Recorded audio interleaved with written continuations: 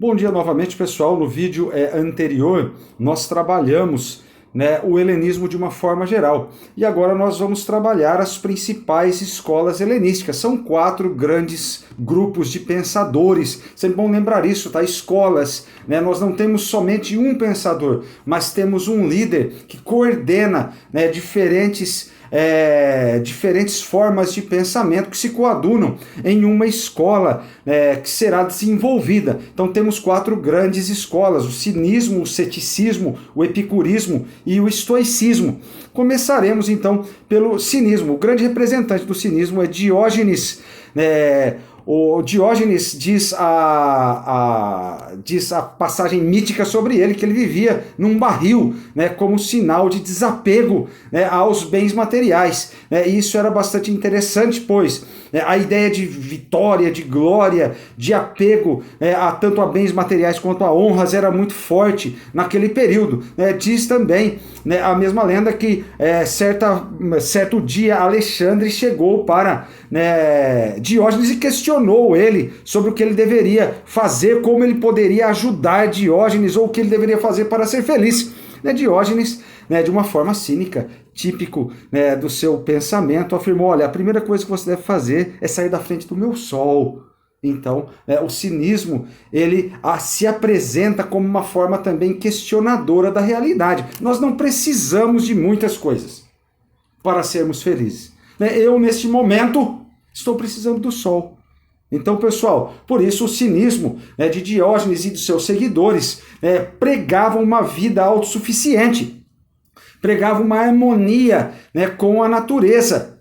Esta harmonia que deveria ser buscada, conquistada. E como é que se conquista isso? O primeiro aspecto é o desprezo ao convencionalismo, as convenções das mais diferentes formas, que eram muito fortes na Grécia Antiga. Se eu me libertar das convenções, se eu buscar esta harmonia com a natureza, eu vou desenvolver um estilo de vida. E segundo o cinismo, o principal estilo de vida a ser desenvolvido é a vida contemplativa. A partir do momento que nos libertamos de tudo aquilo que nós somos apegados, nos libertamos das ambiguidades humanas, nós praticamos ações ascéticas. Sempre bom lembrar que a ascese é uma prática física em detrimento da melhoria espiritual, da melhoria interior. Então, uma pessoa ficar de joelhos é uma prática ascética. Eu estou sacrificando aspectos físicos em detrimento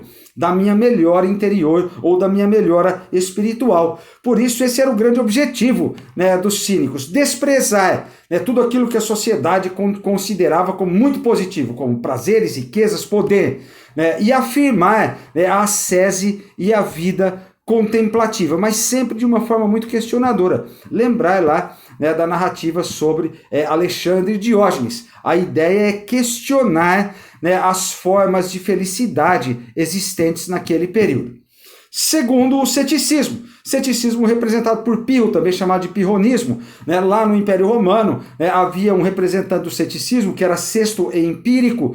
A ideia geral do ceticismo: olha, não é possível conhecer a verdade.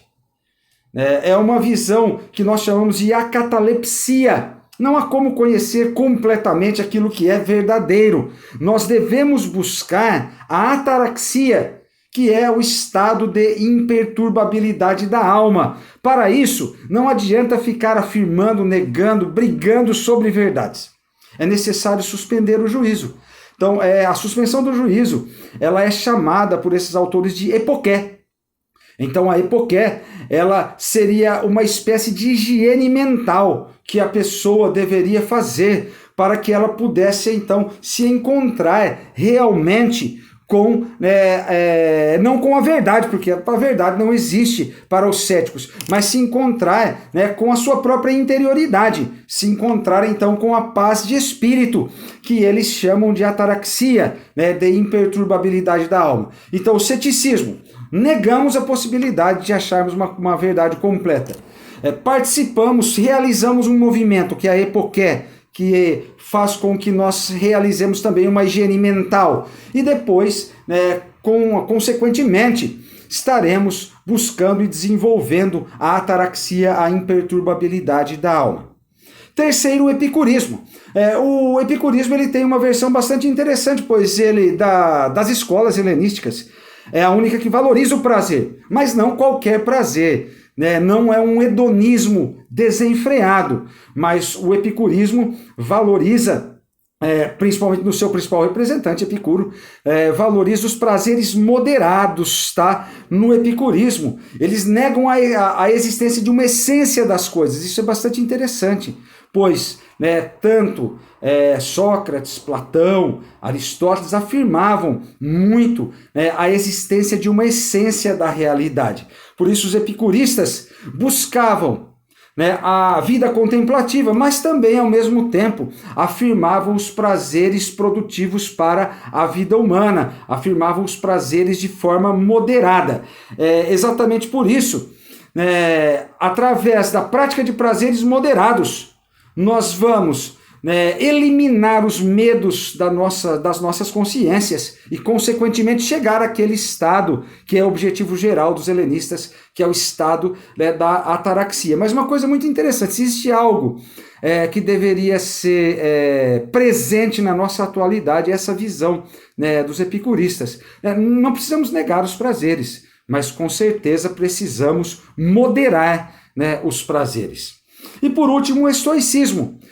Os estoicos, eles vão afirmar a existência de uma correspondência entre a racionalidade e a natureza. Então, o resgate aqui de uma vida através da natureza. A razão, para os estoicos, a razão gera um dever.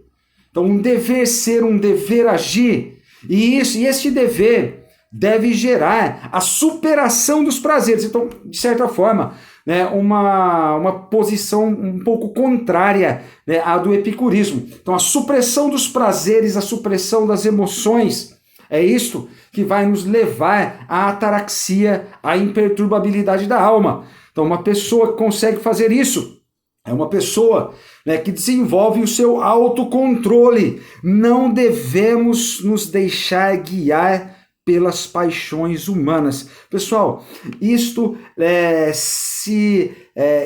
coincide muito com a visão cristã da época, tá? Século I, depois de Cristo ali, século II. A ideia de, precisamos nos libertar das paixões, precisamos viver uma vida espiritual, precisamos desviar o nosso olhar dessas paixões e dos prazeres, abandonar a nossa vontade própria para depois assumir a vontade de Deus. Então, os estoicos vão influenciar muito a visão cristã de mundo.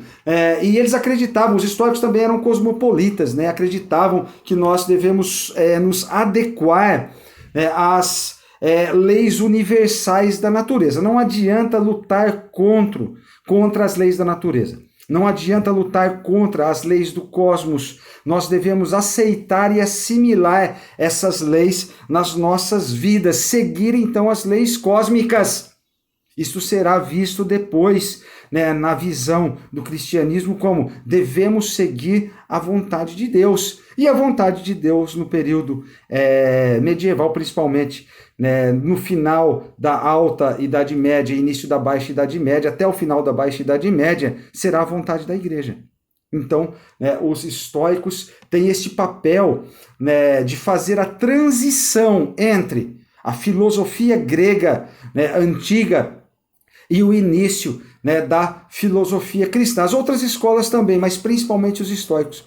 Os estoicos vão influenciar muito o pensamento cristão e vão fazer esta ponte entre o pensamento grego, que era um pensamento ateísta para os cristãos, era um pensamento pagão para os cristãos, mas ao mesmo tempo influenciando bastante a visão cristã de mundo, principalmente no que diz respeito a abandonar as paixões, as vontades próprias e assumir a vontade cósmica, que, como falei, será vista depois como vontade divina. Beleza? Semana que vem, então, voltamos né, com novas aulas e com novos temas. Na semana que vem trabalharemos especificamente a filosofia medieval, então a filosofia ali na Idade Média, nas duas correntes, a patrística e a escolástica. Bom estudo para vocês, muito obrigado.